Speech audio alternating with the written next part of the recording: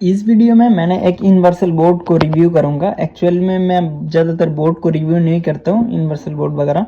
सो किसी ने क्वेश्चन किया है पैनल टेस्टर की अल्टरनेटिव में क्या यूज़ कर सकते हैं।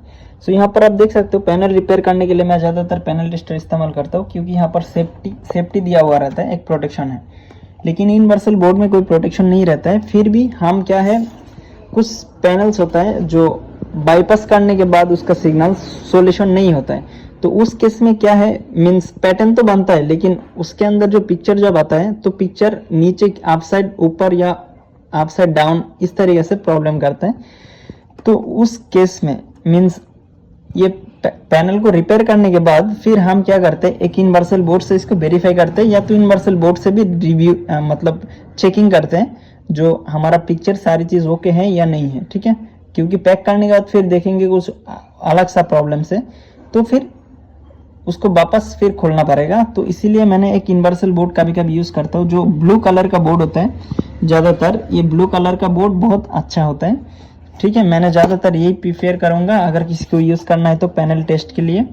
सो यहाँ पर आप देख सकते हो इसका जो रेजोल्यूशन कोड है यहाँ पर दिया हुआ है। इसका रेजोल्यूशन कोड जो नॉन HD करने के लिए 31181 है और फुल HD करने के लिए 31187, और इसका जो क्या बोलते हैं सर्विस कोड है, सर्विस मेनू खुलने के लिए 208 यूज़ कर सकते हो अगर कोई मैपिंग या तो किसी और चीज़ का इशू आता है।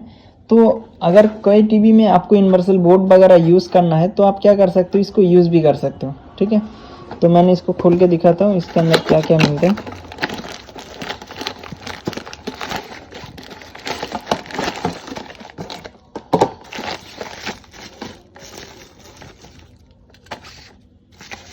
ये रहा बोर्ड और उसके साथ आपको सेंसर मिलेगा और एक रिमोट भी मिलता है।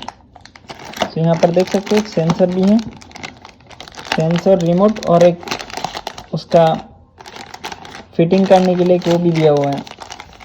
ठीक है, इस तरीके से है।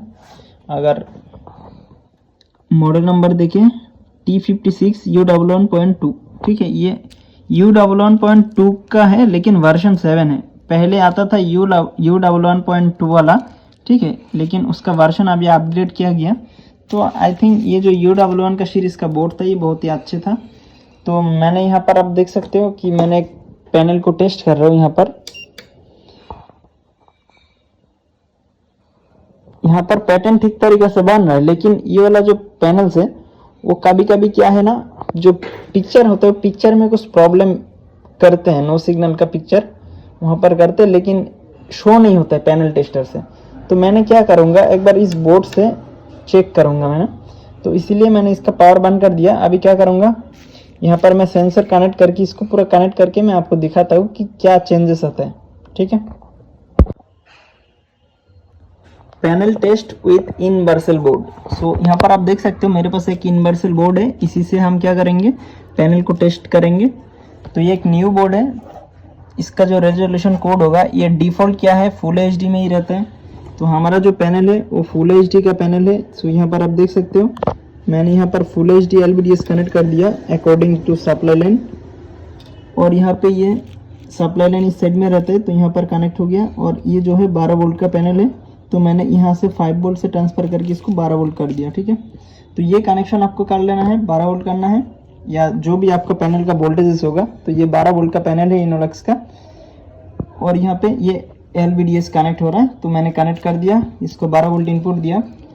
अभी इसको ऑन करके देखते हैं। सो यहाँ पर आप रेजोल्यूशन कोड और एक बार देख सकते हो। अगर कोई मैपिंग या मिरर प्रॉब्लम आता है तो इसका सर्विस कोड भी यहाँ पर दिया हुआ है। ठीक है, तो आगे देखते हैं।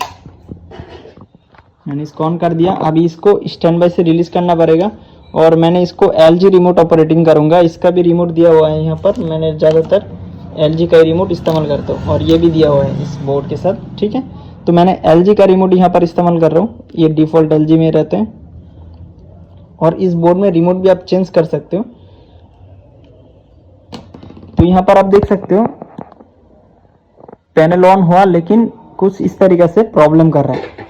ठीक है, जो स्टार्टिंग में पिक्चर ऑन हुआ तो हमें कुछ पिक्चर जो प्रॉब्लम्स था वो नज़र आ रहा था, लेकिन जैसे ये टीवी चालू हुआ, मीन्स पैनल चालू हुआ, उसके बाद देखो ये प्रॉब्लम नहीं हो रहा। ठीक है, तो पैनल टेस्टर से जब हम चेक कर रहा था पैनल टेस्टर में, वो पता नहीं चल रहा था कि यहाँ पर स्टार्टिंग में कुछ प्रॉब्लम कर रहा है।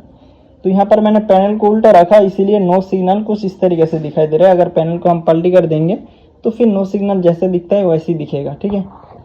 तो यहाँ पर अगर हम और एक बार प्रॉब्लम को देखें, स्टार्टिंग में कुछ प्रॉब्लम हो रहा है। यहाँ पे ऑलरेडी मैं एक सिग्नल बाईपास कर चुका हूँ STB का, लेकिन फिर भी इसके अंदर कुछ और भी प्रॉब्लम दिखाई दे रहा है। तो इसीलिए मुझे ये जो यूनिवर्सल बोर्ड है, इस यूनिवर्सल बोर्ड से इस प्रॉब्लम को आइडेंटिफाई करना होगा। तो यहाँ पर आप देख सकते हो, जैसे ही टीवी ऑन हो रहा था तो यहाँ पर 1 2 3 ये 3 कॉफ में ऐसे लग रहा था कि सिग्नल मिसिंग है। तो यहाँ पर जो मुझे साइड कॉफ है, इस साइड कॉफ में मुझे एक सिग्नल मिसिंग मिला जो मैंने बाईपास किया। उसके बाद पिक्चर ऑन हुआ, लेकिन अभी भी प्रॉब्लम सॉल्व नहीं हुआ। तो हो सकता है यहाँ पे और भी कुछ लोचा है, तो मैंने फिर इसको आइडेंटिफाई करके इसका प्रॉब्लम सॉल्व करूँगा, ठीक है। सो मेन बोर्ड से किस तरीके से टेस्टिंग करता है पैनल को, आई होप आपको समझ में आ गया, ठीक है।